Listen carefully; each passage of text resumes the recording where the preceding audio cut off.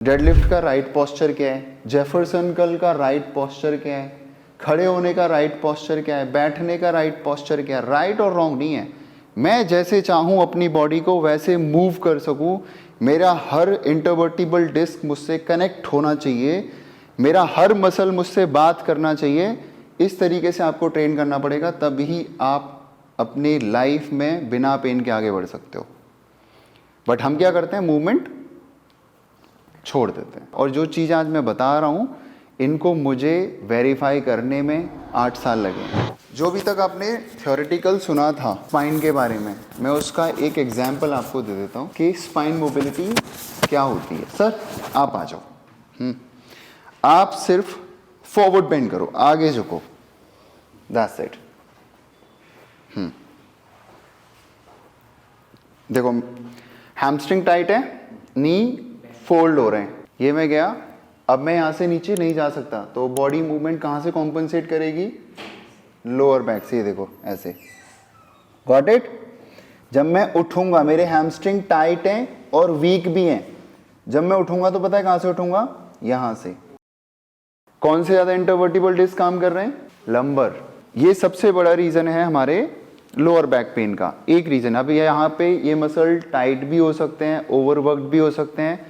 अगर whole posterior chain, glutes, hamstrings, lower back, spine, इस पे मैंने काम नहीं किया तो एक टाइम के बाद क्या होगा, डिस्क बल्ज। डिस्क बल्ज का सबसे बड़ा रीज़न यही है। अब खड़े हो जाओ, अब करो मूवमेंट, जाओ, ये देखो बेंड, और जब अब गेटअप सो यहाँ से, ठीक है।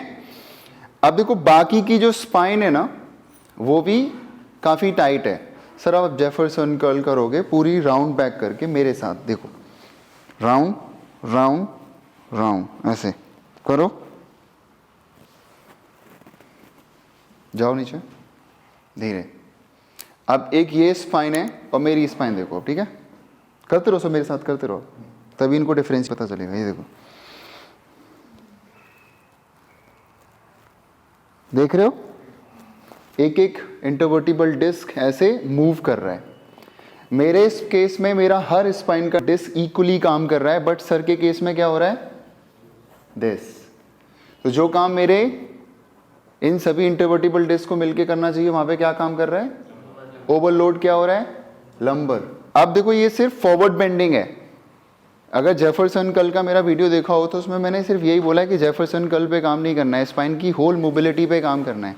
अब सर यहाँ पे लेटो आप, हाथ हेड के पीछे, एल्बो इन, अब पीछे देखो। अब देखो बैकवर्ड बेंडिंग भी प्रॉपर नहीं है। अब मैं इनको जबरदस्ती पुश करूंगा तो लोअर बैक से आर्च बनेगा। व्हाई, बिकॉज मेरी जो सर्वाइकल और लंबर के बीच का जो पार्ट है थोरासिक, उसमें बैकवर्ड बेंडिंग नहीं है, तो बॉडी मूवमेंट फिर कहां से करेगी, यहां से। तो फॉरवर्ड बेंडिंग भी ज्यादा यहीं से हो रही है और बैकवर्ड बेंडिंग भी ज्यादा यहीं से हो रही है। चलो सर आप भी फॉरवर्ड बेंडिंग, जाओ नीचे पूरा, करेक्ट। सर की फॉरवर्ड बेंडिंग फिर भी बेटर है, बट मैं इनकी बैकवर्ड बेंडिंग दिखाता हूँ। सर इस पर लेटो आप। ये मैं बात कर रहा हूँ स्पाइन मोबिलिटी की, जिस पे आप हमेशा ये बातें करते रहते हो कि लोड नहीं आना चाहिए, मेरी बैक में प्रेशर आ रहा है। क्यों नहीं आएगा बैक में प्रेशर, हमारी जो स्पाइन की बैकवर्ड बेंडिंग है वो इसलिए खराब हो रही है कि हम ज़्यादातर काम इसी पोस्चर में करते रहते हैं। अब प्रॉब्लम ये नहीं है कि हम इसमें काम कर रहे हैं, प्रॉब्लम ये है कि हम ये नहीं कर रहे हैं। तो अभी तक आप क्या सोचते आ रहे हो कि ब्लेम करना बस, राइट। लास्ट वर्कशॉप में मैंने यही बताया था, हम ब्लेम करते रहते हैं, मैं ऐसे ज़्यादा कर रहा हूँ। ऐसे ज़्यादा करने से प्रॉब्लम नहीं है, आप खूब करो, बट उसके साथ साथ आप इस पर भी काम करना सीखो। अब मेरे को तो दिख गया एज अ कोच कि सर की बैकवर्ड बेंडिंग खराब है, मैं क्या करूँगा, इस पर काम करना स्टार्ट कर दूंगा। अब इसकी वजह से जब रिब केज के सारे मसल्स टाइट हो रहे हैं, ओवरऑल बैक में एक पेन रहता होगा, बहुत ट्रैवलिंग टाइप का, ज़्यादा बैठने की वजह से भी हो जाता होगा, ज़्यादा लेटने की वजह से भी हो जाता होगा, मल्टीपल रीजंस हैं। अब आपके केस में मैं क्या करूँगा, पहले आपकी थोरासिक स्पाइन को ओपन करूँगा, तो जितने भी मसल्स हैं यहाँ पे पहले उनको ओपन अप करना स्टार्ट करूँगा। ओपन करने के लिए आपको स्ट्रेंथ पे भी काम करना है, फ्लेक्सिबिलिटी पे भी काम करना है। गाइस अगर आप अपनी थोरासिक स्पाइन की मोबिलिटी पर वर्क करना चाहते हो तो इस पर मैंने एक पूरा प्लेलिस्ट बनाया हुआ है, जिसमें मैंने बताया कि चेस्ट मसल्स को कैसे ओपन अप करना है, शोल्डर्स को कैसे ओपन अप करना है, मतलब रिब केज के अराउंड जितने भी मसल्स हैं उनको कैसे ओपन अप करना है। इसका लिंक डिस्क्रिप्शन में मेंशन है, आप जाकर सारे वीडियोस देख सकते हो। 2 केस मैंने आपको बता दिए। अब देखो ये जो पेन है ये किसका है, मोबिलिटी का। अब कुछ लोगों की स्पाइन फ्लेक्सिबल तो है, मैम आप आओ, हाथ हेड के पीछे जाने तो पीछे टूट, ये देखो एक एवी स्पाइन है, ठीक है। अब उठो, डन। अब फॉरवर्ड बेंड करो ma'am, but forward bending lower back से नहीं हो रही है, क्यों? क्योंकि करी नहीं होगी मैम, एम आई राइट? बैकग्राउंड ज़्यादा सोचा ही नहीं कि फॉरवर्ड से हो रही है कि बैक। एग्जैक्टली, कभी दिमाग में ही नहीं आता कि हम लोग मूवमेंट कहाँ से कर रहे हैं। तो आप लोग बस कहाँ अटके पड़े हो, सही गलत, मैं सही कर रही हूँ नहीं कर रही। There is no definition of right और रॉन्ग, इट्स ऑल अबाउट कि हमें मूवमेंट करनी कहाँ से है। This is the whole science. अब सर के केस में मैं ज़्यादा से ज़्यादा क्या करूँगा, राउंड बैक करा करा के मूवमेंट करूँगा, आपको भी वही सेम।